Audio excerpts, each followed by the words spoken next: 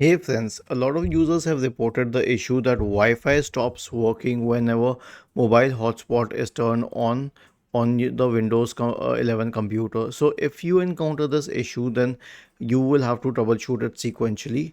The first solution is to run the network troubleshooter. Right click on the start button and select settings from the menu. Go to the system tab on the list on the left hand side. In the right pane, select troubleshoot.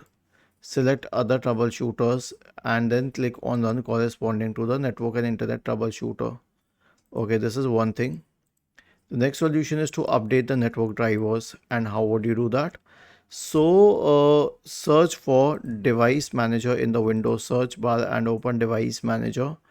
Now expand the list for network drivers, network adapter drivers. Right click on the MediaTek one and select update drivers and then search automatically for drivers. So these two solutions would be very helpful.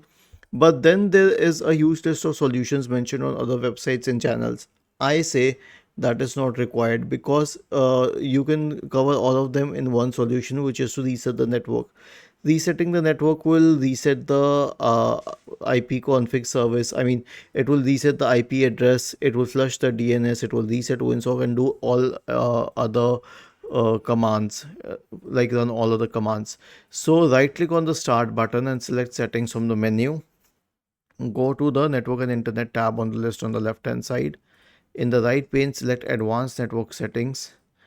Click on network reset and finally click on reset now and then click on yes. Was this helpful? If yes, then please subscribe to the channel, and if not, then let us know in the comment section of the video on how we could help you further. Thank you for watching this video and have a nice day.